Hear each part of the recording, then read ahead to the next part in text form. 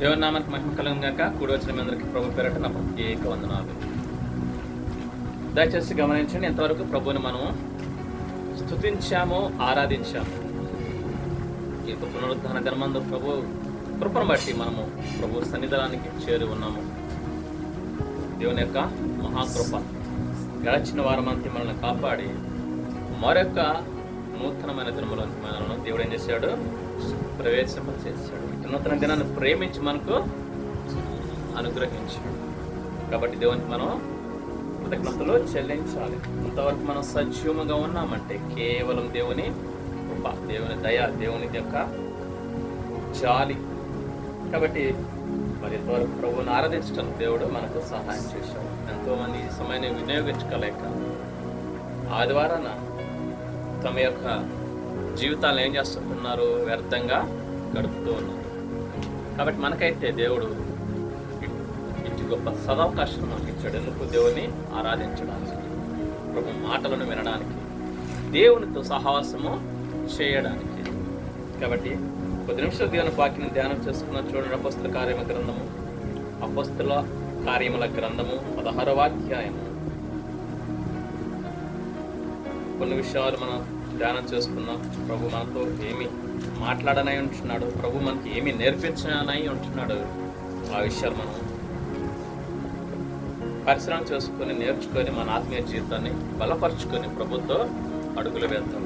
ప్రభు చెప్పినట్లుగా జీవించి దేవునికి మహిమకరంగా జీవిద్దాం. 16వ అధ్యాయము 11 నుంచి 15 వచనాలు మనం చదువుకున్నాం. కాబట్టి మేము త్రోయను విడిచి ఓడ ఎక్కి తిన్నగా సముద్రాకేకును మరునాడు నెయపోలికిని అక్కడ నుండి ఫిలిప్పీకిని వచ్చితిమి. మాసిదోనియా దేశంలో ఆ ప్రాంతమున అది ముఖ్య పట్టణమును రోమియుల ప్రవాస స్థానమునై ఉన్నది. మేము కొన్ని దినములు ఆ పట్టణములో ఉంటిమి. విశ్రాంతి దినమున గవిని దాటి నదీ తీరమున ప్రార్థన జరుగుననుకొని అక్కడికి వచ్చి కూర్చుండి కూడి వచ్చిన స్త్రీలతో మాటలాడుచుంటిమి. అప్పుడు లూదియాయను దైవ భక్తి గల ఒక స్త్రీ వినుచుండెను. ఆమె ఊదారంగు పొడిని అమ్ము తుయతైర పట్టణస్థురాలు. ప్రభువు ఆమె హృదయమును తెరచును గనుక పౌలు చెప్పిన మాటలయందు లక్ష్యముంచెను. ఆమెయు ఆమె ఇంటివారును బాప్తిసం పొందినప్పుడు ఆమె నేను ప్రభువునందు విశ్వాసము గల దానని మీరు ఎంచితే నా ఇంటికి వచ్చి ఉండుడని వేడుకొని మమ్మను బలవంతము చేసెను. చదవబడిన ఈ లేఖన భాగం ద్వారా దేవుడు మనల్ని బలపరచును గాక. ఆమేన్. చూడండి పిల్లరా, గమనించండి. మనం చూసినట్లయితే 16వ అధ్యాయం అపోస్తల కార్యముల గ్రంథము 16వ అధ్యాయము 11 నుంచి 15 వచనాలు మనము చదివాము. ఇది తెలిసిన భాగమే అయినప్పటికీ మరొకసారి ధ్యానం చేసుకున్నాం. దేవుని మాటలు ప్రతిరోజు ధ్యానం చేసుకోవటం వల్ల కొత్త కొత్త విషయాలు దేవుడు మనకు బోధిస్తాడు, తెలియపరుస్తాడు, గ్రహింపును ఇస్తాడు. దానివల్ల ఏంటి? మన ఆత్మీయ జీవితం ఏం చేయబడుతుంది? బలపరచబడి లోకంలో పడిపోకుండా, పాపంలో పడిపోకుండా, విశ్వాసంలో సన్నగిలకుండా, మరి నిరాశ నిస్పృహ రాకుండా, ఇంకా కృంగిపోకుండా దేవుని మాటలు మనం ఏం చేస్తాయి? బలపరుస్తూ ఉంటాయి. అందుకే ప్రతిరోజు దేవుని మాటలు మనం వినాలి, దేవుని యొక్క వాక్యాన్ని మనము ధ్యానించాలి. రోజుకి ఎన్నిసార్లు అని తింటాం కదా, ఓపికంటే ఎన్నిసార్లు అని తింటాం. కడుపుకి తింటారా? తింటారు. కనీసం రోజుకు 3 సార్లు అయినా తింటారు. ఇది ప్రతి మనిషి చేసేటువంటి పని. ఈ 3 సార్లు తినేదే కాకుండా మధ్య మధ్యలో మిగతాయి కూడా లాగిస్తుంటారు. ఫ్రూట్స్ అని, జ్యూస్ అని, ఇంకా అన్ని వాళ్ళ ఇష్టం. అలాగే ఈ శరీరానికి, ఈ తాత్కాలికమైనటువంటి ఈ శరీరానికి ఎంత తిండి పెడుతున్నాం మనం? పెడుతున్నామా లేదా? ప్రతిరోజు అనేక రకమైనటువంటి ఆహారాలు నోటికి రుచికల ఆహారం. అదేం చేస్తుంది? ఒంటి నిండా పాకు మంచి బలం వస్తుందా లేదా మనిషికి? అలాగనే మరి మట్టిలో కలిసిపోయి ఈ దేహానికి, తాత్కాలికమైన ఈ దేహానికి, కొద్ది సంవత్సరాల నుండి ఈ దేహానికి ఎంతగా ఆహారాన్ని పెడుతున్నామంటే, అదే తింటున్నామంటే, నిత్యము ఉండే ఆత్మకు వద్ద ఆహారం కావాలి. శారీరకపరమైన ఆహారాన్ని కంటే ఆత్మీయ ఆహారం ఎక్కువగా తీసుకోవాలి. అంటే ఏంటి? దేవుని మీకు ఇష్టమైతే అధిక సమయం వాక్యాన్ని ధ్యానించాలి, దేవుని మాటలు వినాలి, దేవుని పాటలు వినాలి, ప్రార్థన చేసుకోవాలి, దేవుణ్ణి స్తుతించి ఆరాధించాలి. అలా మీరు చేస్తూ ఉంటే, లేదా మనం నాతో కూడా, నేను సపరేట్ కాదు, మనమందరం అలా చేస్తుంటే ప్రతిరోజు ఏం చేయబడతాం? మన ఆత్మ బలంగా ఉంటుంది. కాబట్టి గమనించండి, ఇక్కడ ఏంటంట, కొంతమంది ఏమంటున్నారు, ఎక్కడి నుంచి ఎక్కడికి వస్తున్నారంట? కొన్ని పట్టణాలు, కొన్ని ఊర్లని ఒక చోట నుంచి ఒక చోటకు వచ్చినట్టు ఇక్కడ మనం చదివాం. కాబట్టి మేము త్రోయను విడిచి ఓడ ఎక్కి తిన్నగా సముద్రకేకను మరునాడు నేపోలికి అక్కడి నుంచి ఫిలిప్పీకి వచ్చాము. ఇది ఎవరు చెప్తున్నారా మాట అంటే, వైద్యుడైన లూకా చెప్తున్నటువంటి మాట. అపోస్తల కార్యాల గ్రంథాన్ని లూకా గారు రచించారు. ఈయన ఎవరు అంటే పౌలు గారు శిష్యుడు, పౌలు గారి దగ్గర ఉన్నటువంటి శిష్యుడు అనమాట. ఆయన వైద్యుడు కూడా, ప్రైవేట్ డాక్టర్. ఎవరు? లూకా గారు మరి 2 గ్రంథాలు రాశాడు కదా, మత్తయి, మార్కు, తర్వాత ఏంటి? మత్తయి, మార్కు, తర్వాత ఏంటి? మత్తయి సువార్త, మార్కు సువార్త, లూకా సువార్తను, తర్వాత ఈ అపోస్తల కార్యాన్ని లూకా రచించాడు. అందుకే మీకు గుర్తొస్తుందని నేను అందిస్తున్నా. మత్తయి, మార్కు, నెక్స్ట్ లూకా గ్రంథాన్ని, తర్వాత ఈ అపోస్తల గ్రంథాన్ని లూకాగా రచించాడు, డాక్టర్ గారు రచించాడు. ఆయన రచించినటువంటి విషయం ఇక్కడ మనకు తెలియపరుస్తున్నాడు. వీరు అపోస్తల కార్యముల గ్రంథంలో పౌలు గారు, బర్నబా గారు, మరి ఇంకా కొంతమంది లూకా, ఇలా తిమోతి, కొంతమంది వారి యొక్క బృందం అంతా ఏం చేస్తున్నారంటే, పౌలు గారు 3 దండయాత్రలు చేశాడు ప్రపంచాన్ని. దండయాత్రలు అంటే ఏదో యుద్ధం కాదు, ఆత్మీయ యుద్ధమే. అంటే సువార్త దండయాత్ర అంటారు. సువార్తను ప్రకటిస్తూ వెళ్తూ ఉండడం. ఎవరో? పౌలు గారు. పౌలు, బర్నబా, లూకా, యోహాను, మార్కు, తిమోతి, తీతు, తర్వాత ఓనేసిము, ఇట్లా చాలామంది ఉన్నారు సహకారులు. కానీ ముఖ్యంగా ఎవరు? పౌలు, బర్నబా. వీరు సువార్త యాత్రలో వెళుతూ ఉన్నారు ప్రపంచానికి. ఆనాడు 5 ఖండాలు ఉండేవన్నమాట. 5 ఖండాలను తిరిగి సువార్తను ప్రకటించేవారు. చాలా దూరం నడిచే వెళ్ళేవారు ఎక్కువగా, లేదంటే ఓడ ప్రయాణం, ఇట్లా దొరికిన దాన్ని బట్టి గాడిదల మీద, లేకపోతే గుర్రాలంటే అందరికీ ఉండేవి కాదు. కాబట్టి ఇలా ప్రయాణం చేస్తూ ఈ యొక్క పౌలు గారితో పాటే లూకా గారు కూడా ఉన్నారు. ఆ విషయాన్ని ఇక్కడ మనకు తెలియపరుస్తున్నాడు లూకా గారు. ఎక్కడి నుంచి ఎక్కడికి వచ్చారంట? త్రోయను విడిచి సముద్రకేక అనే ప్రాంతానికి వచ్చారు. అక్కడ నుంచి నేపోలికి వచ్చారు. అక్కడ నుంచి ఫిలిప్పీకి వచ్చారు. నేడు ఫిలిప్పీ అనేటువంటిది ఒక దేశం.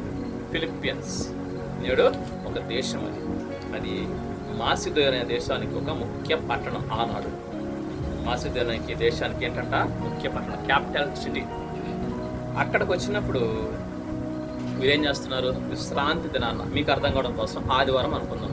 ఆదివారం కాదు విశ్రాంతి దినం అంటే, యూదుల ప్రకారంగా విశ్రాంతి దినం అంటే యూదుల ప్రకారంగా ఏంటి? శనివారం. కాబట్టి ఆ యూదులు శనివారం రోజున ఆరాధన చేసుకుంటారు యూదులు. ఎందుకంటే పాత నిబంధన గ్రంథం ప్రకారంగా శనివారం రోజున వారు ఆరాధన చేస్తారు. నేడు కూడా శనివారం ఆరాధన జరిగేవి ఉన్నాయి, 7th డే చర్చెస్. అలాగా విశ్రాంతి దినాన్న ఆరాధనకు జరిగిద్దాము అనుకొని పౌలు గారు అక్కడికి వచ్చారు. ఎందుకు అక్కడికి వచ్చారంటే ఆయన కూడా యూదుడే. అయితే ఆదివారం ఆరాధన జరుగుతుంది. కానీ ఈ అపోస్తలులు ఏం చేసేవారు? ప్రతిరోజు ఆరాధన చేసేవారు. ఎందుకంటే ఏ రోజు ఎక్కడ ఉంటారో వాళ్ళకి తెలియదు కాబట్టి ప్రతిరోజు ఆరాధన జరిగించేవాడు. ఒకే చోట ఉంటే ఏం చేసేవారు? ఆదివారం మాత్రం ఆరాధన చేసేవారు. అంటే ఒక రోజనే ఏం లేదు, ప్రతిరోజు మనం ఆరాధన చేసుకోవచ్చు.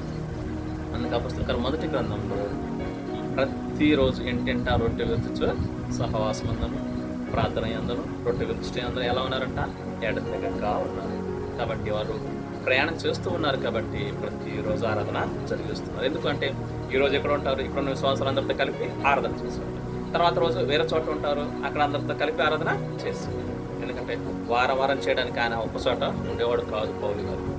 ఆ రీతిగా ఆ యొక్క విశ్రాంతి దినాన్న అక్కడ ఆరాధన జరగడానికి ఆరాధన ప్లేస్కి వెళ్ళినప్పుడు, దేవాలయానికి వెళ్ళినప్పుడు మరి ముందుగానే కొంతమంది స్త్రీలు రావడం జరిగింది. ఆరాధన ప్రారంభించిన తర్వాత పౌలు గారు బోధిస్తున్నారు, మాట్లాడుతూ ఉన్నారు. అలా మాట్లాడుతున్నప్పుడు ఒక స్త్రీ గురించి ఇక్కడ రాయబడింది. లూదియా అనేటువంటి దైవభక్తి గల స్త్రీ. ఈమెకి ఎక్కువ భక్తి ఉండేది, కాకపోతే అన్యురాలు. అప్పుడు కొత్తగా వస్తున్నట్టుంది చర్చికి, ఆ యొక్క మందిరానికి వస్తున్నప్పుడు మరి ఆమె కూడా ఉంది ఆ జనాలు, ఆ విశ్వాసుల్లో, ఆ మందిరంలో కూర్చొని ఉంది. పౌలు గారు మాట్లాడుతున్నప్పుడు దేవుడు ఆమె ఆశను బట్టి ఏం చేశాడు? ఆమె హృదయాన్ని తెరిచాడు. చూసారా 14వ వచనంలో, అప్పుడు లూదియా అనే దైవభక్తి గల ఒక స్త్రీ వినుచుండెను. ఆమె ఉదారంగా పుడిన ముత్తైదువురు పట్టణస్థులు. ప్రభువు ఆమె హృదయమును తెరచిన గనుక పౌలు చెప్పిన మాటల యందు లక్ష్యముంచెను. గమనించండి, ఇక్కడ దేవుడు ఏం చేశాడు? లూదియా గారి హృదయాన్ని తెరిచాడు. తెరచాడా లేదా? వినాలా? లూదియా గారి హృదయాన్ని తెరిచినప్పుడు ఏం చేసిందంట? పౌలు మాటల యందు లక్ష్యం ఉంచింది. అంటే దృష్టి మొత్తం ఆయన చెప్పే మాటల మీద ఉంచింది. ఎక్కడో ఆలోచన చేయట్లేదు. బాడీ ఇక్కడ ఉంచి మైండ్ ఆబ్సెంట్గా లేదు. ఏం చేస్తుంది? దేవుని దాసులు, దైవజనులు ఏం చెప్తున్నారు ప్రతి మాట ఆలకించి ఏం చేస్తుందంట? హృదయంలో భద్రం చేసుకుంటుంది. ఎందుకంటే దేవుడు ఆమె హృదయాన్ని తెరిచాడు. తెరవటం అంటే అర్థం ఏంటి? ఆ మాటలు విని తన హృదయంలో భద్రం చేసుకుని ఆ ప్రకారంగా జీవించడం. కాబట్టి ప్రభు ఆమె హృదయాన్ని తెరిచాడు. మరి ఈనాడు చాలా మంది హృదయాన్ని దేవుడు తెరవట్లేదు, అవునా కదా? మరి తప్పు ఎవరిదంటారు? దేవుడిదా? హృదయం తెరిచేది ఎవరు? దేవుడే కదా. మరి దేవుడు హృదయం తెరనప్పుడు మరి వినట్లేదు కదా వాళ్ళు. తప్పెవరిది? దేవుందా? కానే కాదు. ఎందుకు అంటే హృదయం తెరవబడాలి అంటే ముందు వినాలి, దేవుని సన్నిధికి రావాలి, ఆశ ఉంటుంది. ఒక వాటికి స్వార్థ ప్రకటిస్తారు, కనీసం ఆ స్వార్థ వినే ఆశ అన్న ఉండాలి. కనీసం స్వార్థను వినాలి ఒక్కసారన్నా. విన్న తర్వాత అది ఎంతవరకు నిజం అనేది పరిశీలన చేయాలి. అది నిజమా కాదా అని పరిశీలన చేసి వాస్తవమైతే సత్యమైతే ఏం చేయాలా? ఇంకా ఎక్కువ తెలుసుకోవాలని ఆశ కలిగి ప్రభు సన్నిధికి వస్తే అప్పుడు దేవుడు ఏం చేస్తాడు? హృదయాన్ని తెలుస్తాడు. ఆశ పడాలి. ఇప్పుడు ఆశ లేకుండా పనికి వెళ్తారు ఎవరైనా జనం? కొన్ని ఆశ లేకుండా ఉద్యోగాలకు వెళ్తారా? ఆశ లేకుండా సంపాదించుకుంటారా? ముందు ఏమి ఉండాలా? ఆశ ఉంటేనే కదా పనికి వెళ్ళేది, ఆశ ఉంటేనే కదా ఉద్యోగాలకు వెళ్ళేది, మరి ఆశ ఉంటేనే కదా సంపాదించుకునేది.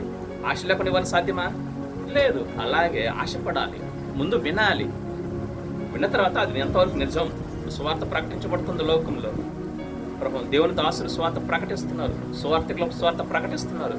అది వినాలి. ఫస్ట్ విని అది నిజం, వాళ్ళు చెప్పేది నిజమా కాదా అని ఏం చేయాలి? అర్థం చేసుకోవాలి. అది నిజమా కాదా అనే సత్యాన్ని గ్రహించాలి. అది తప్పు అని వినకుండా అపవాది ఏం చేస్తున్నాడు? వారిని మోసం చేస్తున్నాడు. అది నిజంగా వారికి దండనకు పాత్రలుగా ఉంటున్నాడు, దేవునికి ఉగ్రతకు పాత్రలుగా ఉంటున్నాడు. ముందు చెప్పేది, ఎదుటి వ్యక్తి చెప్పేది వినాలి, ఆలకించాలి. అది నిజమా కాదని ఆ తర్వాత పరిశీలన చేయాలి. నీకు వాస్తవం అనిపిస్తే ఎప్పుడేం చేయాలో దాన్ని అనుసరించాలి. ఆ రీతిగా ఆశపడితే అప్పుడు దేవుడు నీ హృదయాన్ని తెరుస్తాడు, మన హృదయాన్ని తెరుస్తాడు. ఈ లూదియా కూడా ఆశ ఉండబట్టి చర్చకు వచ్చింది లేదా? ఆశ ఉండబట్టి వచ్చింది. ఆమె కూడా అన్యురాలే. అప్పుడు కొత్తగా వచ్చిందనమాట, కొత్తగా వస్తూ ఉంది. ఏదో గత 4-5 రోజుల నుంచి వస్తున్నట్టుంది బహుశా. ఆమె కొత్తగా వస్తుంది దేవుని సన్నిధికి. అయితే ఆమె ఆశతో వచ్చింది. ఆశ లేకుండా దేవుని సన్నిధికి రాలే, ఆమె మందిరానికి రాలేదు. అలా ఆశ కలిగి వచ్చిన స్త్రీలకు పౌలు గారు బోధిస్తూ ఉన్నాడు. ఆ బోధించే వారిలో ఈమె ఎందుకు మరి దేవుడు హృదయాన్ని దేవుడు తెరిచాడు? అంతమంది ఉంటారు కదా, కనీసం 100-200 మంది ఉండి ఉంటారు. మరి వారందరి హృదయాన్ని దేవుడు ఎందుకు తెరవలేదు అంటే వారందరికంటే ఆధిక్యత ఈమెకి ఉంది. ఏంటది? అందరికంటే ఎక్కువగా ఆశపడుతుంది, దేవుని మాటలు వింటుంది, ఆశపడుతుంది అనమాట. అందుకే దేవుడు ఆమె హృదయాన్ని ఏం చేశాడు? దేవుడు తెరిచాడు. మనం చూసుకున్నాం ఇదే అపొస్తలుల 10వ అధ్యాయంలో ఎవరు చూసుకున్నాం? అన్యుడైనటువంటి కొర్నేలుని చూసుకున్నాం కదా. ఆయన కూడా తప్పు చేయకుండా ప్రతిరోజు ఏం చేసేవాడు? ప్రార్థన చేసేవాడు. అన్యుడే. ఆయనగా దేవుడు ఆమెను దర్శించాడా లేదా? అతన్ని దర్శించాడా లేదా? దేవుడు అతను దర్శించాడు, తన దూతను పంపించాడు. అలాగే అన్యురాలైనటువంటి ఎవరు? లూదియా అని కూడా దేవుడు ఏం చేశాడు? దర్శించాడు. దర్శించి ఆమె హృదయాన్ని తెరిచాడు.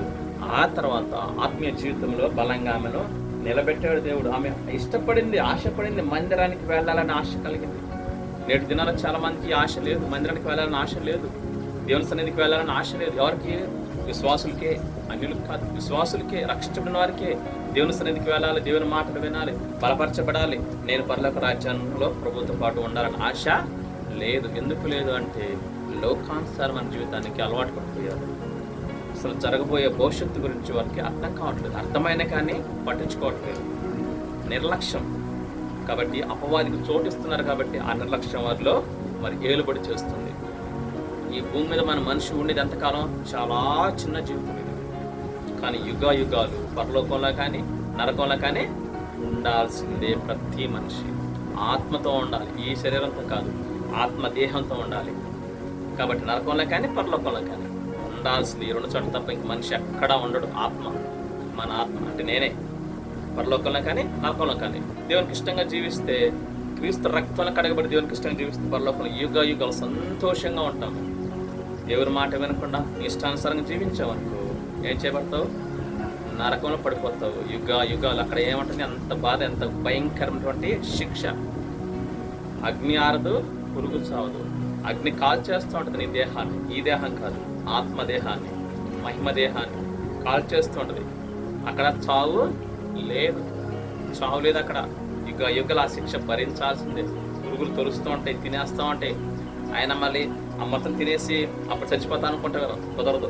ఎక్కడ తినేస్తే మళ్ళీ అక్కడ కొత్త శరీరం పుట్టుకొస్తూనే ఉంటుంది. కానీ చాలా జాగ్రత్త. భయంకరమైన బాధ తట్టుకోలేం, ఆ వేడి తట్టుకోలేం. ఆ నరకంలో, పాతాళంలో ధనవంతుడు ఏం చేస్తున్నాడు? అబ్రహాము రొమ్మున లాజరు చూసి ఏమంటున్నాడు? తండ్రివైన అబ్రహామ, లాజరు చేత, లాజరు చిటికిన వేలు చేత, చిటికిన వేలు ఇదే కదా, చిటికిన వేలు చొక్క నీరు అడుగుతున్నాడు. ఎక్కడ ఉండి? నరకం కాదు, పాతాళంలో ఉండి. అది వేదనకరమైన స్థలం. అక్కడ కూడా అగ్ని ఉంటుంది పాతాళంలో. కానీ నిత్యం అక్కడ కాదు ఉండేది, అంతకంటే భయంకరమైనటువంటి నరకం పడతాం. కాబట్టి పాతాళంలో ఏమంటున్నాడు? లాజరు చిటికిన వేలుతో చొక్క నీళ్ళు అడుగుతున్నాడు. చూసారా ఎంత భయంకరమో. కాబట్టి మనం ఆ నరకంలో పడకుండా ఉండాలంటే ఏం చేయాలి? దేవుని మాటలు ఆలకించాలి, దేవుని సన్నిధికి రావాలా. లూదియా ఆశపడింది, దేవుని సన్నిధికి రావడానికి ఆశపడింది, దేవుని మందిరానికి రావడానికి ఆశపడింది. కాబట్టి తాత్కాలికమైన జీవితం కోసం కాదు మనం చూడాల్సింది, యుగాలు ఉండబోయేటువంటి ఆ నిత్య రాజ్యం పరలోక రాజ్యానికి కానీ నరకానికి కానీ మనం వెళ్ళాలి. కాబట్టి అది జ్ఞాపకం చేసుకోవాలా. నరకంలో పడటం కంటే దేవుని రాజ్యం అయినటువంటి పరలోక రాజ్యంలో ప్రభుత్వం అనటం మనకు సంతోషం, ఆశీర్వాదకరం. అక్కడ స్వేచ్ఛగా అనే మరి సంతోషంగా ఉంటాం. దేవుడు మనకు అక్కడ అన్ని గొప్ప బహుమతులు దాచిపెట్టాడు, గొప్ప ఇల్లు కడుతున్నాడు మన కోసం. కాబట్టి భయపడాల్సిన అవసరం లేదు. ఈ లోకంలో ఉన్నా ఏమున్నా లేకపోయినా పర్వాలేదు, కానీ పరలోకంలో మనం ఆస్తులు సంపాదించుకోవాలి. అందుకే ప్రభు అన్నాడు, ఈ లోకధనం కోసం మీరు కష్టపడకండి. ఈ లోకధనాన్ని పోగేసుకుంటే ఏమవుతుందంట? చీమెట పడుతుంది, పురుగులు తినేస్తాయి. పురుగులు అంటే చేద తినేస్తుంది, పాడైపోతుంది. లేదు ధనం, డబ్బులు కట్టలా తీసుకెళ్ళి ఆడబెట్టు, చెదబెట్టిద్దా లేదా? పాడైపోతుంది, చినిగిపోతుంది. అదే పరలోకం ధనం సమకూర్చుకో, దొంగరాడు, చిమ్మెట పట్టదు, ఆ పురుగు పట్టదు, చెదలు పట్టదు. కాబట్టి నీది నీకే ఉంటుంది. కాబట్టి అటు పరలోక రాజ్యం చేరడానికి మనం ఏం చేయాలా? దీనము ప్రభుత్వం సహవాసం చేయాలి, ప్రార్థన చేసుకోవాలి, దేవుణ్ణి ఆరాధించుకోవాలి. కాబట్టి లూదియా గారు ఏం చేస్తున్నారంటే దేవుని మందిరానికి వెళ్ళి ఏం చేస్తున్నారు? ఆశతో వెళ్ళారు. ఆశ ఉంది, ఆమె ప్రభు మాటలు వినాలని ఆశ ఉంది. అదే రోమపత్రిక 17 ఉంది కదా, ఏమని? తీయొద్దని వినుట వలన విశ్వాసం కలుగుతుంది, ఆ విశ్వాసము క్రీస్తు మాట వలన కలుగుతుంది.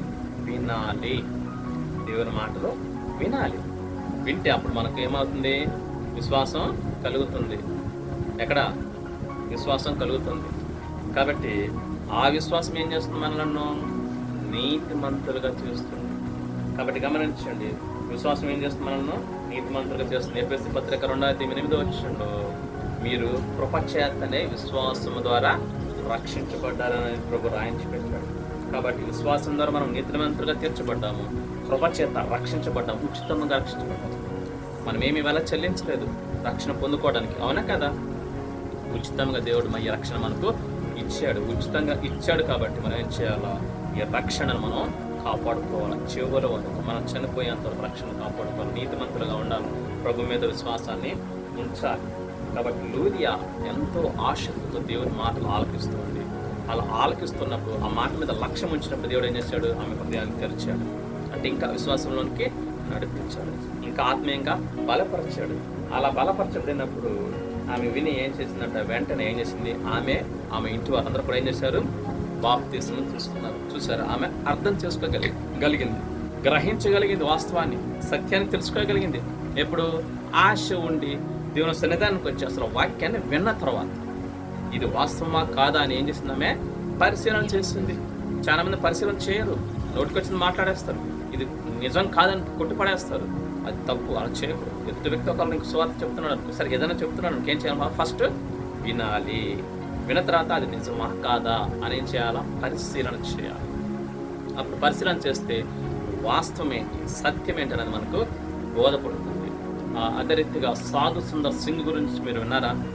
గొప్ప దైవజనుడు, మన ఇండియా దైవజనుడు, మన భారతదేశ దైవజనుడు సాధు సుందర్ సింగ్.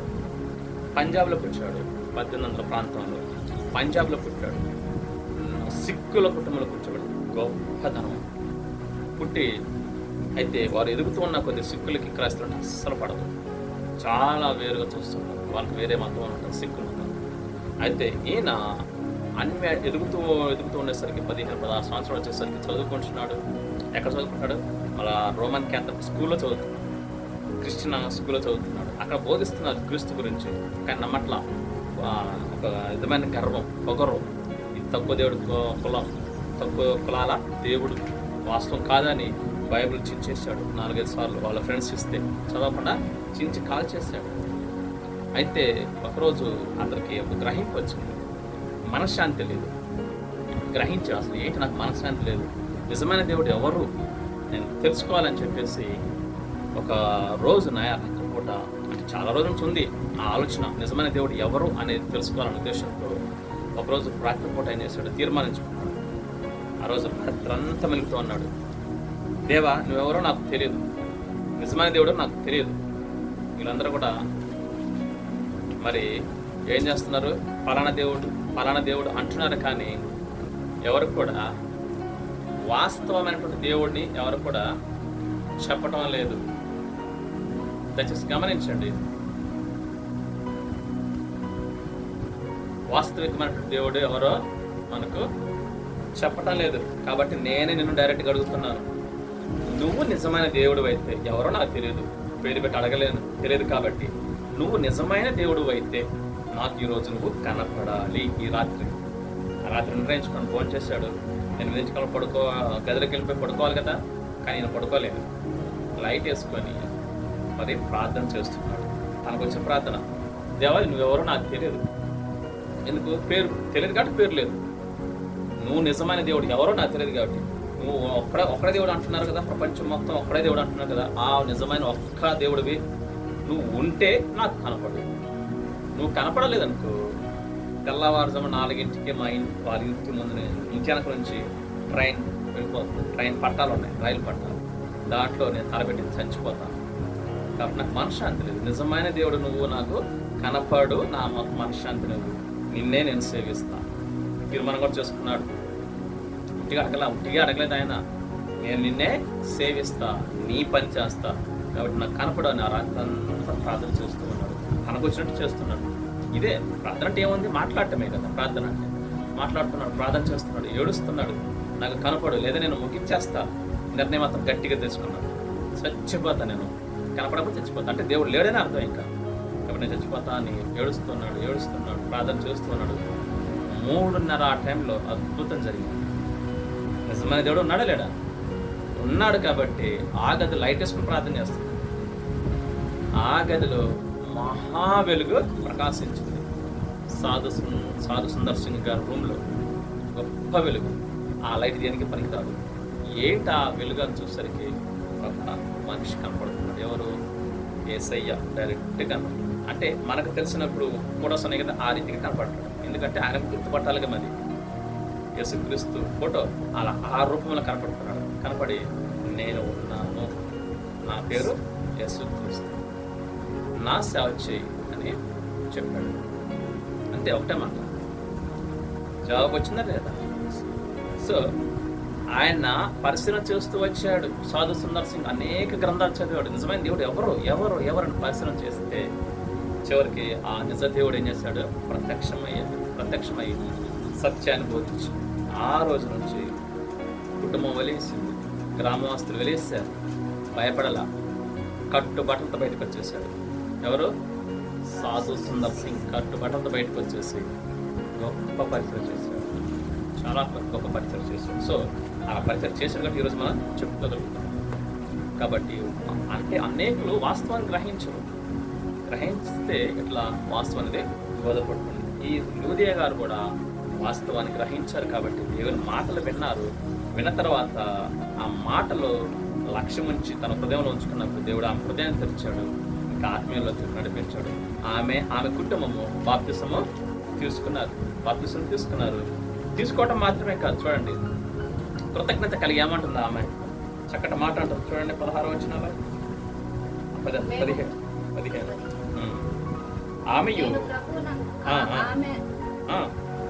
ఆమెయు ఆమె ఇంటి వారును బాప్తిసం పొందినప్పుడు ఆమె నేను ప్రభువునందు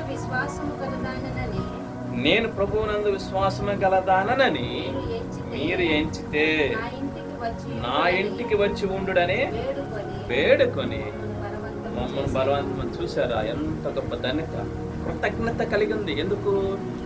నేను నరకము నుంచి నన్ను తప్పించారు, మీ ద్వారా దేవుడు నాకు జీవాన్ని ఇచ్చాడు, మీ ద్వారా పరలోకానికి నాకు మరి ప్రవేశించే గొప్ప భాగ్యాన్ని దేవుడు నాకు ఇచ్చాడు. మీరు రాకపోతే నేను తెలియక, నిజ దేవుడు ఎవరో తెలియక నరకానికి వెళ్ళిపోయేదాన్ని అని చెప్పి కృతజ్ఞత కలిగింది. అందుకంటే గొప్ప ధన్యత ఏముంటుంది ఆమెకి? పరలోక రాజ్యం కావటం అదే కదా గొప్ప ధన్యత. దానికోసమే కదా మనం రక్షించబడేది, దేవుని సన్నిధికి వచ్చేది, దేవుని ఆరాధించేది. అంతకంటే గొప్ప ధన్యత ఏది లేదని ఆమెకు అర్థమైంది. కాబట్టి వెంటనే ఏం చేసింది? కృతజ్ఞత. ఇది మన ప్రతి క్రైస్తవుడికి ఉండాల్సినటువంటి ఒక మంచి పని. కృతజ్ఞత లేకపోతే ప్రభు కూడా ఏం చేయడు. యేసుక్రీస్తు ప్రభు 10 మంది కుష్ఠరోగుల్ని ఏం చేశాడు? మంచిగా వచ్చాడు. యేసుక్రీస్తు ప్రభు 10 మంది కుష్ఠరోగుల్ని ఏం చేశాడు? స్వస్థపరిచాడా లేదా? మాటతో ఏమని చెప్పాడు? అయ్యా మమ్మల్ని దావీదు కుమారుడు మమ్మల్ని కరుణించండి అన్నప్పుడు మీరు వెళ్ళి యాజకులకి కనపరుచుకోండి. యాజకులు అంటే దైవజనులు, మందిరాల్లో వారికెళ్ళి చూపించుకోండి. అంటే వారి దేహం ఆ దినాల్లో ధర్మశాస్త్ర గ్రంథంలో కుష్ఠరోగం ఉంటే తగ్గిన తర్వాత వెళ్ళి యాజకులకి చూపించాలి. వాళ్ళు ఓకే అంటేనే ఇంట్లో ఉండాలి, లేదంటే బయట ఉండాలి. అందుకని మీరు వెళ్ళి యాజకులకి కనపరుచుకోండి అన్నప్పుడు వారు వెళుతూ ఉండగానే 10 మంది ఏం చేయబడ్డారు? స్వస్థత పొందారు. దారిలోనే అంటే గురు బయట ఉండేవాళ్ళు కాబట్టి వారు గ్రామంలోకి ఊళ్ళోకి వెళుతున్నప్పుడు స్వస్థత పొందారు. అది వాళ్ళు చూసుకున్నారు, గ్రహించారు. కానీ గ్రహింపు ఎవరు పొంది? ఒక్కడికే వచ్చింది గ్రహింపు. ఆ గ్రహింపు రావటం ఆ 10 మంది ఒక్కడికే కృతజ్ఞత వచ్చింది. కృతజ్ఞత కలిగి ఏం చేశాడు? అంటేనే ఎస్, ఇది యేసయ్య ఇచ్చిన స్వస్థత అని చెప్పేసి కృతజ్ఞత కలిగి దేవుని సన్నిధికి మరలా వచ్చాడు. ఎదురు వస్తుందా? దేవుని సన్నిధికి వచ్చాడు. దేవుని సన్నిధికి రావటం, దేవుని దగ్గరికి వచ్చి ఏమంటున్నాడు? గొప్ప శబ్దంతో ఏమంటున్నాడు? యేసయ్య నీకు వందనాలు, నన్ను స్వస్థపరిచావు అని దేవుని ఆరాధించాడు. ఆయన పాదాలు పట్టుకున్నాడు, నమస్కరించాడు. కృతజ్ఞత వెరీ ఇంపార్టెంట్. కలిగి ఉండాలి దేవుని పట్ల. ఎవరైనా మంచి మనకు మేలు చేసినప్పుడు, సహాయం చేసినప్పుడు ఏం చేయాలా? కృతజ్ఞత చెల్లించాలి. మాటలు చెప్పడం కాదు. అలాగే ఈ స్త్రీ కూడా, లూదియా కూడా ఏం చేశారు? మమ్మల్ని, మా కుటుంబాన్ని రక్షణకు నడిపించారని కృతజ్ఞత కలిగి వారిని ఏం చేసిందంట? బలవంతం చేసింది, వేడుకుంది. మా దగ్గర ఉండండి అయ్యా, మా ఇంట్లో ఉండండి అయ్యా అని. అది కృతజ్ఞత. అలా వేడుకొని కొన్ని రోజులు వారిలో ఆమె ఉంచుకొని మర్యాద చేసింది. రాజుల గ్రంథంలో ఎలీషా గారు కూడా మరి ఆ యొక్క పట్టణానికి 2 రాజుల గ్రంథం 4వ అధ్యాయం మనం చూస్తాం. ఏ పట్టణం అది? అక్కడ కూడా ఆమె ఒక ఘనురాలు ఉంటుంది అక్కడ. అయితే ఎలీషా గారు ప్రతిసారి ఆ గ్రామానికి వచ్చినప్పుడు, ఆ పట్టణానికి వచ్చినప్పుడు ఏం చేసేది? ఆ ఘనురాలు ఆ యొక్క ఎలీషా గారిని తన ఇంట్లో ఉండమని వేడుకుంది. వేడుకొని వచ్చిన ప్రతిసారి అక్కడ ఉండండి అయ్యా అని చెప్పి ఆయనకి ఏం చేసిందంట, ఒక ఈ మేడ గది మీద ఇల్లు రూమ్ కట్టించి కావాల్సినటువంటి టేబుల్, మంచము అన్నీ కూడా చేసింది. కాబట్టి సునేము అనే పట్టణంలో, సునేం పట్టణస్థురాలు, 2 రాజుల గ్రంథం 4:8 సునేం పట్టణస్థురాలు ఏం చేసింది, ఎలీషా గారిని గౌరవించింది, కృతజ్ఞత కలిగి ఉంది. ఆ దారిలో వస్తూ ఉన్నాడు కాబట్టి దైవజనుడు ఆ ఎలీషా గారి కోసం ఎవరు చెప్పలేదు. ఆమె కృతజ్ఞత కలిగి దైవభక్తి కలిగిన స్త్రీ కాబట్టి ఏం చేసిందంట, ఆయన కోసం ఒక గదిని ఏర్పాటు చేసి ఆ గదిలో మంచము, బల్ల, కుర్చీ కావాల్సినవన్నీ పెట్టేసి, అది కృతజ్ఞత. అలా ఉండాలి దైవజనుడి పట్ల. ఎందుకంటే దేవుని దాసులు వారు. అంతేకాదు వారి పట్లే కాదు, ఎవరి పట్ల అయినా సరే మనం కృతజ్ఞత కలిగి ఉండాలి. ఎవరైనా ఏదైనా సాయం చేసినప్పుడు మనం ఆ కృతజ్ఞత అంటే మనం ఇంగ్లీష్ పదంలో మనకి సింపుల్గా చెప్పేస్తాం, ఏంటది, థ్యాంక్స్ అనగానే సరిపాలా, దానికి కట్టుబడి ఉండాలి. మాట ద్వారా కాదు, క్రియలో చూపించాలి. కాబట్టి ఈ లూదియా గారు కూడా కృతజ్ఞత కలిగి వారిని కొద్ది రోజులు వారి ఇంట్లో ఉంచుకొని మరి వారికి మర్యాద చేస్తుంది, అన్ని సౌకర్యాలు కల్పించింది. అక్కడ ఉండేవారు అనేక ప్రాంతాలు ఏం చేసేవారు, సువార్త ప్రకటించారు. కాబట్టి గమనించండి, మనం కూడా దేవుని వైపు తిరిగితే ఈ రీతిగా దేవుడు ఏం చేస్తాడు, మన హృదయాన్ని తెరుస్తాడు, మనకు కూడా కృతజ్ఞత దేవుడు ఇస్తాడు. ఆ మంచి మనసు మనకు దేవుడు దయచేస్తాడు. కాబట్టి హృదయము తెరవబడింది. ఎవరిది? లూదియా గారి హృదయాన్ని దేవుడు తెరిచాడు. మనిషి హృదయం ఎలాంటిది అసలు వాస్తవాన్ని చూసుకుంటే ఇర్మియా గ్రంథం చూడండి ఒకసారి 17:9 ఇర్మియా గ్రంథం 17:9 మనం చూస్తే మనిషి హృదయం ఎలాంటిదో, ఎంత భయంకరమైనటువంటిదో అక్కడ దేవుడు స్పష్టంగా రాయించి పెట్టాడు. 17:9 చదవాలి తీసినప్పుడు 642 పేజీ నెంబరు. ఇర్మియా గ్రంథము 17:9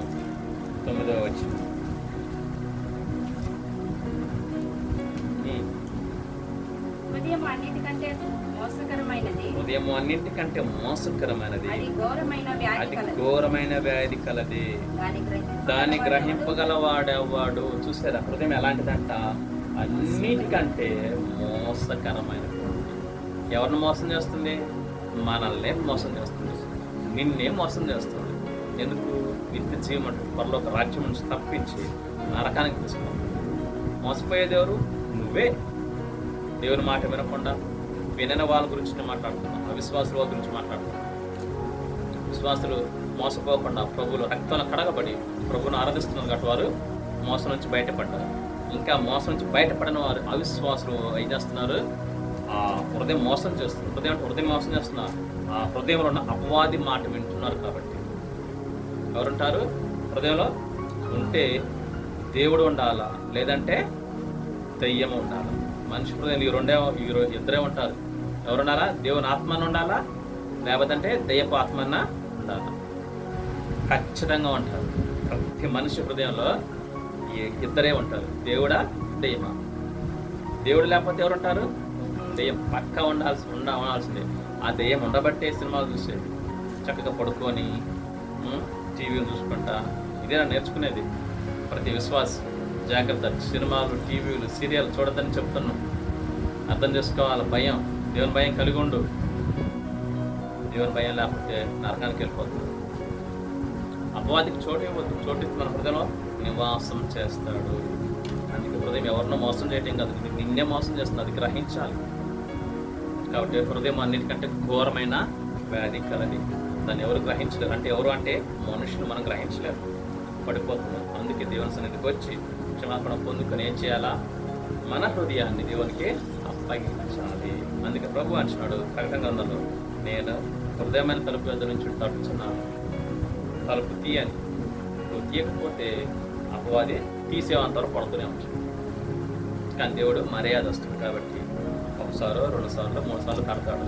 నువ్వు తీయలేదనుకో ఏం చేస్తాడు? వెళ్ళిపోతాడు. కానీ అపవాది అట్లా కాదు. టీవీ పెట్టేంత వరకు, సినిమా పెట్టేంత వరకు ఏం చేస్తాడు అపవాది? ఆలోచన కలిగి హ్యాపీగా పడుకొని సినిమా చూసేంత వరకు తీసుకొస్తాం కదా. వింటున్నావు, దేవుని వాక్యం వింటున్నావు, జాగ్రత్త. కాబట్టి హృదయంలో, మన హృదయం ఏముండాలా? దేవుని వాక్యం ఉండాలా, దేవుని ఆత్మ ఉండాలా. దేవుడు ఉంటే మనల్ని మోసం ఎవరో చేయరు. కాబట్టి ఈ హృదయము ఇప్పటి నుంచి కాదు, ఆది కాండం మనకు రాయబడింది 6వ వచనంలో. హృదయం అంట ఎప్పటి నుంచి? బాల్యము నుంచే చెడ్డది. హృదయం ఎలాంటి? బాల్యం నుంచి చెడ్డదా కదా? ఎందుకు? పాపంలో మనం పుట్టాం కాబట్టి బాల్యం నుంచే చెడ్డది. కాబట్టి అక్కడ చెడ్డ హృదయాన్ని మనం ఏం చేయాలా? ప్రభువుకు అప్పగించాలా, దేవుని వైపు తిరగాల. దేవా, నా హృదయాన్ని కడుగు, నా హృదయాన్ని శుద్ధి చేయి అని మనం దేవుని అడిగి ఏం చేస్తాడు? దేవుడు మన హృదయాన్ని బాగు చేస్తాడు. ఒక వ్యక్తి అడిగాడు కదా, కింగ్ ఎవరు? చక్రవర్తి అడిగారు. ఎవరు? గొలియాతును చంపిన రాజు దావీదు మహారాజు అడిగాడు 51వ కీర్తనలో, దేవా, నా హృదయాన్ని కడుగయ్యా, ఇసుక కడుగు, నీ వాక్యంతో కడుగు, నేను ఎన్నో తప్పు చేశాను, క్షమించు అని వేదన పడ్డాడు, కన్నీరు కార్చాడు. ఎందుకు? తప్పు చేశాడు కదా, క్షమాపణ పొందుకున్నాడు. శుద్ధ హృదయం నాకు కలగచేయి, ఇది మోసకరమైన హృదయం నాది, దేవా నీ రక్తంతో కడిగి నన్ను పవిత్రపరచు. శుద్ధ హృదయం అంటే ఏంటి అర్థం? తప్పు లేనటువంటి హృదయం, దోషము లేనటువంటి హృదయమే శుద్ధ హృదయం. కాబట్టి అలాంటి శుద్ధ హృదయాన్ని నాకు ఇవ్వనైనా అని ఏం చేశాడు? అడిగాడు దావీదు మహారాజు. ఇంకొక మహారాజు కూడా అడిగాడు, ఆయన కొడుకే. ఎవరు? ఎస్, సొలొమోను మహారాజు అడిగారు. ఏ వయసులో? ఆయన కూడా బాల్యంలో ఉన్నప్పుడే 16 సంవత్సరాల వయసులో రాజ్యం ఎక్కాడు, సింహాసనం ఎక్కాడు. సింహాసనం ఎక్కి అక్కడ తను ఏమడిగాడు ప్రభుని? దేవా, నాకు రాజ్యాలు కాదు, అధికారం కాదు, లేకపోతే ఐశ్వర్యం కాదు, ఇంత గొప్ప నీ జనాన్ని పాలించడానికి, పరిపాలన చేయడానికి నాకు జ్ఞాన వివేకం గల హృదయాన్ని దయచేయి అన్నాడు. ఎలాంటి హృదయం? జ్ఞాన వివేకం గల హృదయాన్ని. చూసారు ఎంత గొప్పగా మహారాజు సొలొమోను మహారాజు అడిగాడు. దేవుడు ఏం చేశాడు? మెచ్చుకున్నాడు. మనమైతే ఏమడుగుతాం? దేవుడు అప్పుడు నీకు ప్రత్యక్షమయ్యాడు, నీకేం కోరుకావు అంటే ఏమడుగుతారా నువ్వు? దేవుడు నీకు ప్రత్యక్షమై నీకేం కావాలా అడగమంటే ఏమడుగుతావు? మంచి సబాస్. కాబట్టి ఆ తెలివి కావాలంటే ఆ ప్రకారంగా కూడా జీవించాలి. దేవునికి అవకాశం ఇవ్వాలి. దేవుని వాక్యం మన హృదయంలో ఉండాలి. దేవుని యొక్క పాటలు మన హృదయంలో ఉండాలి. దేవుణ్ణి ఆరాధన చేయాలి. దేవుని సన్నిధికి రావాలి. ఇంట్లోకి వచ్చిన టీవీలో చూస్తే దేవుడు ఇవ్వడు.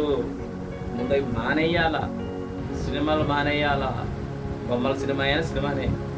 దాని బదులు వాక్యం వినండి, దేవుని స్తుతించండి, దేవుని పాటలు వినండి.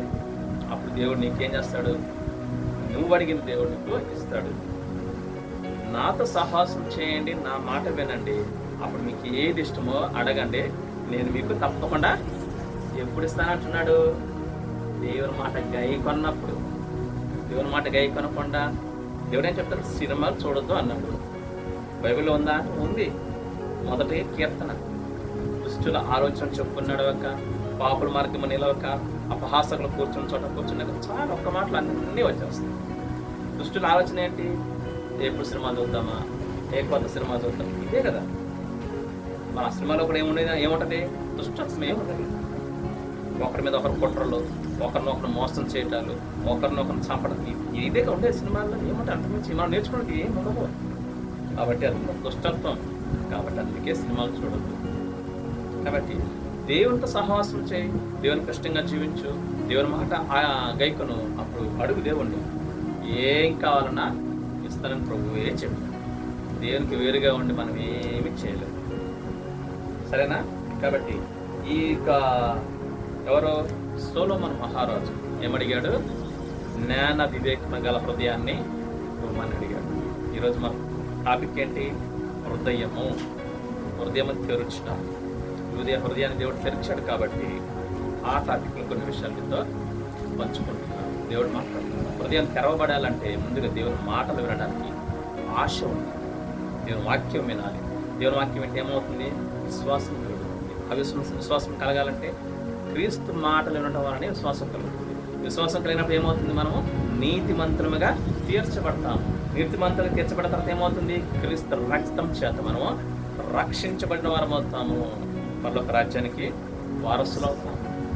ఈ దేహాన్ని వదిలిన తర్వాత దేవునితో పాటు నిత్యము యుగ యుగాలు పరలోకంలో ఉంటాము. కాబట్టి అలాంటి హృదయం కావాలంటే ఏం చేయాలా?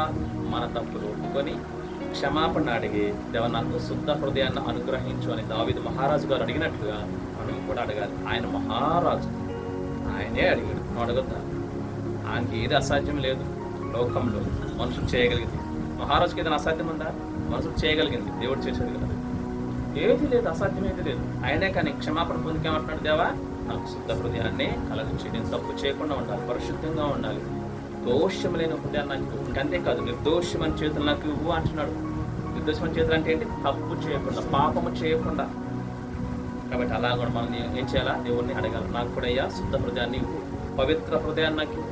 తర్వాత ఆయన కుమారుడు సొలొమోను మహారాజు, ఆయన మహారాజే.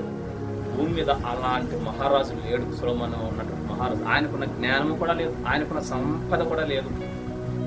దేవునికి ఇష్టమైంది అడిగాడు. ఎవరు? సొలొమోను మహారాజు. ఏంటి ఇష్టమైంది? దేవునికి ఇష్టమైంది అంటే జ్ఞాన వివేకం గల హృదయాన్ని. ఎందుకంటే దేవునికి ఇష్టంగా అడిగాడు, దేవునికి అదే ఇష్టం. మహారాజు నాకు రాజ్యాలు లేవు, లేకపోతే పనివాళ్ళు నువ్వు, లేకపోతే ఐశ్వర్యం, గొప్ప ఐశ్వర్యం ఇవి అడగలేదు. నశించిపోయే వాటిని అడగలేదు ఆయన. కాబట్టి ఆయన జనాంగానికి తీర్పు తీర్చే మంచి హృదయాన్ని ఇవ్వమని అడిగాడు. దేవుడు మెచ్చుకున్నాడు.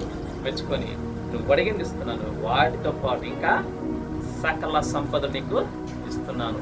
భూమి మీద నీ వంటి వాడు లేడు. ఏది? జ్ఞానంలోను, సంపదలోను, అన్నిట్లో, ఐశ్వర్యంలో కూడా సొలొమోను మహారాజు మించిన వాడికి ఇంతవరకు భూమి మీద లేడు, ఉండడు కూడా. భూమి మీద ఇప్పుడు ఎవరో ధనవంతులు తెలుసా? ఇప్పుడు ప్రజెంట్ సరే ఎవరైతే ఏం లేదు. మన ఇండియాలో అయితే మాత్రం రిలయన్స్. మన ఇండియాలో, ఆసియాలో మాత్రం రిలయన్స్ గుర్తొచ్చింది ఎవరా? గుర్తురాలేదు. సరే, ఓకే. కానీ సొలొమోను మహారాజు ప్రపంచంలోనే అంత గొప్ప ఐశ్వర్యవంతుడు లేడు, ఉండడు కూడా భవిష్యత్తు.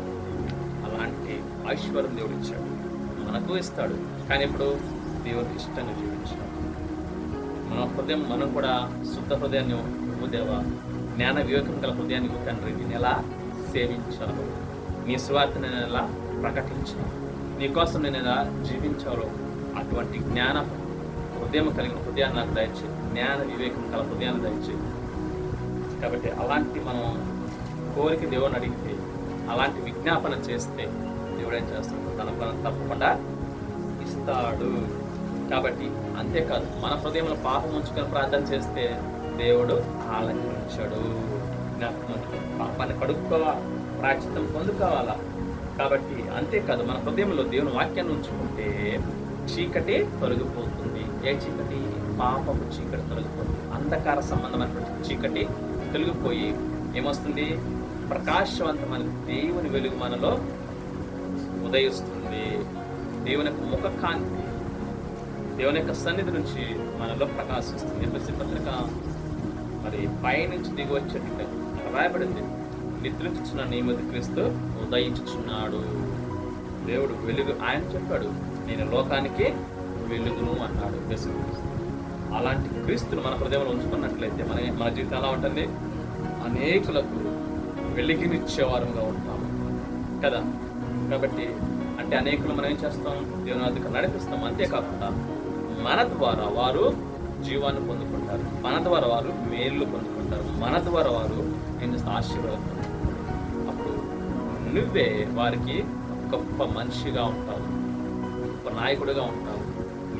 నీ మాట అనేకులు వింటారు, నీకు లోబడతారు, అనేకులు నీకు ఏం చేస్తారు? సలాం కొడతారు. అలా దేవుడు దీవిస్తాడు. ఎప్పుడు దేవుని మాట విని దేవుని యొక్క చిత్తానుసారంగా మనం చేసినప్పుడు, అరితిగా జీవించినప్పుడు, అరితిగా ప్రవర్తించినప్పుడు శుద్ధ హృదయాన్ని దేవుని ఇవ్వమని అడగాలి. క్రీస్తుని మన హృదయంలో ఉంచుకోవాలి. చివరిగా చూడండి, గలతీ పత్రిక 4:6 మనం చూసినప్పుడు చక్కటి మాట మాకు అక్కడ దేవుడు రాయించి పెట్టాడు. మన హృదయంలోకి ఎవరు ఉండాలి అనేది. గలతీ పత్రిక 4:1 170 పేజ్ నెంబరు 4:6 చూస్తే ప్రభు చెప్పాడు, మరియు మీరు కుమారులైనందున నాయనా తండ్రి మొరపెట్టు, తన కుమారుని ఆత్మను దేవుడు మన హృదయములలోనికి పంపాను. చూడండి ఎంత చక్కటి మాట. దేవుడు తన ఆత్మ, తన కుమారుని ఆత్మ అంటే క్రీస్తు మన హృదయంలో ఉండాలి. అదే రీతికి చూడండి 2 కొరింథీ పత్రిక 1:22 కూడా చక్కటి మాట అక్కడ కూడా దేవుడు రాయించాడు. ఇక్కడ ఏమంటున్నాడు? దేవుని ఆత్మ మనలో ఉండాలంటున్నాడు. అక్కడ కూడా ఇంకా చక్కటి మాట మనకు కనపడుతూ ఉంటుంది. 1 అధ్యాయం 22 ఆయన మనకు ముద్ర వేసి మన హృదయములలో మనకు ఆత్మ అను సంచకరమును అనుగ్రహించి ఉన్నాడు. ఇంకో చోట ఉంటుంది, క్రీస్తు మీ హృదయాలలో వసించుచున్నాడు అని ఉంటుంది. కాబట్టి గమనించండి, మన హృదయంలో ఎవరు ఉండాలా? క్రీస్తు ఉండాలి. మన హృదయంలో యేసయ్య ఉండాలి. మన హృదయంలో దేవుని వాక్యం ఉండాలి. దేవుని వాక్యం అంటే అర్థం ఏంటి? యేసయ్యే, క్రీస్తే. మొదటి యోహాను సువార్త 1వ అధ్యాయం 1వ వచనం ఏంటి? ఆది యందు వాక్యం ఉండను, వాక్యము దేవుడై ఉండను. వాక్యం అంటే ఎవరు? వాక్యం అంటే ఎవరు? వాక్యం అంటే ఎవరు? యేసయ్యే, దేవుడే. వినాలా? ఏంటి కళ్ళు తీసుకొస్తున్నావు దగ్గరికి? వాక్యం అంటే దేవుడే. వినాలా? ఎక్కడో ఆలోచన ఎక్కడో వద్దు, ఇక్కడ దేవుని వాక్యం వినాలా. కాబట్టి మన హృదయంలో ఎవరు ఉండాలా? క్రీస్తును ఉంచుకున్నట్లయితే, దేవుని మాటను, దేవుని వాక్యం ఉంచుకున్నట్లయితే నువ్వు అనేకులకు మరి మహిమకరంగా, అనేకులకు ఆశీర్వాదకరంగా ఉంటావు, అనేకులకు మాదిరికరంగా ఉంటావు, అనేకులకు ఉపయోగకరంగా ఉంటావు. కాబట్టి ప్రియులారా గమనించండి, మన హృదయం తెరవబడాలంటే మనం దేవుని సన్నిధికి వెళ్ళాలని ఆశ ఉండాలి, దేవుని వాక్యం వినాలని ఆశ ఉండాలి. అప్పుడు దేవుడు మీ హృదయాన్ని బాగు చేస్తాడు. 20 గ్రంథాలు ఇంకో చోట ఉంటుంది, రాతి గుండెను తీసివేసి మీకు మాంసపు గుండెను ఇస్తాను. ఎప్పుడు? నువ్వు ఆశపడితే, ఎప్పుడు నువ్వు ఆశ కలిగి ప్రభు సన్నిధికి వచ్చినప్పుడు, దేవుని మాటలు విన్నప్పుడు ప్రభు నీకు మాంసపు గుండెను ఇస్తాడు. రాతి గుండె అంటే అర్థం ఏంటి? కఠిన హృదయం. ఫరోలాగా కఠిన హృదయం. ఏం చేయబడ్డాడు? తన సైన్యాన్ని పోగొట్టుకున్నాడు. తర్వాత వారి యొక్క దాసులు ఇశ్రాయేలు ప్రజలను పోగొట్టుకున్నాడు. తర్వాత ఆయన కూడా చచ్చిపోయాడు. కఠిన హృదయం ఉండటం మంచిది కాదు. దేవుని వాక్యం వింటున్నాము అంటే ఆ ప్రకారంగా జీవించాలి. కఠిన హృదయం మనకు వద్దు. కాబట్టి కఠిన హృదయాన్ని తీసివేసి మాంసపు గుండెని ఇస్తానంటున్నాడు దేవుడు. ఇర్మీయా గ్రంథంలో రాయబడిన మాట. ఎందుకంటే మాంసపు గుండె అర్థం ఏంటి? మెత్తని హృదయం అని ఇంకో చోట ఉంటుంది. అలాంటి మెత్తని హృదయం మనకు కావాలి. ఎందుకంటే దేవునికి లోబడే హృదయం మనకు కావాలి. దేవుడు ఎప్పుడు ఏం చెప్తున్నాడు అది విని ఆ ప్రకారంగా జీవించడం మన ధర్మం, మన బాధ్యత, మన విధి. అరితిగా జీవించలేదనుకో మనమే నష్టపోతాం. ఏంటా నష్టం? నిత్య నరకం, నిత్య శిక్ష అనుభవిస్తాం. ఆ రీతిగా మనం ఉండకుండా ఉండాలంటే ఏం చేయాలా? క్రీస్తుని మన హృదయంలో ఉంచుకోవాలి. దేవుని ఆత్మ మనలో ఉండాలి. కాబట్టి గమనించండి, క్రీస్తు ప్రభు మన హృదయం నివసిస్తుంటే మన జీవితము అనేకులకు ఎలా ఉంటుందంట? వెలుగుమయంగా ఉంటుంది. అందుకే వారే అంటారు, ఇతను నిజంగా దేవుని కుమారుడు, ఈమె నిజంగా దేవుని కుమార్తె, ఈమెతో మాట్లాడాలనిపిస్తుంది, ఈమెతో ఉండాలనిపిస్తుంది అనే మాటలు వస్తాయి. ఎప్పుడు? దేవుడు మనలో ఉన్నప్పుడు. నిన్న మేము మొన్న అనంతాలయం వెళ్ళాం. ఎంతోమంది ఆశపడ్డారు, అయ్యగారు మేము ఆ వాక్యం వినాలా, మీ మాటలు వినాలా అని ఎంతో ఆశపడి రాత్రి 3 గంటల వరకు మాట్లాడుతూనే ఉన్నాం. ఎందుకు? వారు ఆశపడ్డారు. దేవుడు వారి ఆశను తీర్చాడు. మనం కూడా ఆశపడాలి, దేవుని మాటలు వినాలి, దేవుని సన్నిధికి వెళ్ళాలి, దేవుని ఆరాధించాలి. దేవా నా హృదయాన్ని కూడా అలా బాగు చేయ్యా. సొలొమోను మహారాజుకి ఇచ్చావు జ్ఞాన వివేకం గల హృదయాన్ని ఇచ్చావు, దావీదుకి ఇచ్చావు శుద్ధ హృదయాన్ని ఇచ్చావు, మరి లూదియాకి ఇచ్చావు. నాకు కూడా మన దేవుని అడిగితే దేవుడు తప్పకుండా రీతిగా ఇస్తాడు. అపరిశుభ్రమైన మన హృదయాన్ని దేవుడు ఏం చేస్తాడు? తన రక్తంతో కడిగి పరిశుభ్రపరుస్తాడు. అందుకోసం దేవుడు ఈ భూమి మీదకి రావడం జరిగింది. ఆ కలవరి శిలువలో తన రక్తాన్ని మన కొరకు చిందించాడు. మనం చేసిన పాప జీవితానికి, పాపంలో పుట్టినందుకు మనం చేసిన పాపాల నిమిత్తం దేవుడు ప్రాయశ్చిత్తంగా తన రక్తాన్ని మన కొరకు దారిపోశాడు. అట్టి రక్తంలో కడగబడి మనం ఏం చేయాలా?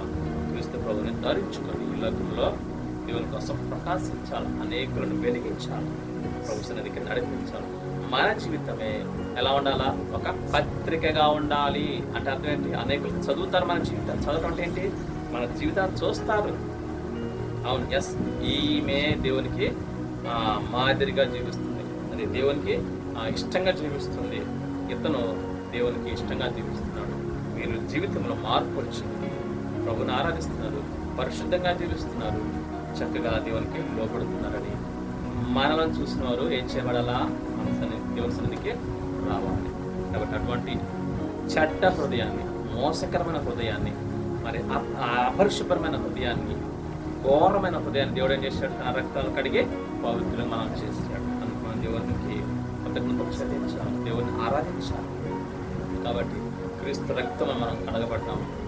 కాబట్టి మన బాధ్యత ఏంటంటే అలా క్రీస్తుకు దూరమైన వారిని ఏం చేయాలా? ప్రభు సన్నిధికి నడిపించాలా. అది దేవుడు మనకు సహాయం చేస్తూ నడిపించుగాక. ప్రార్థన చేస్తున్నాం.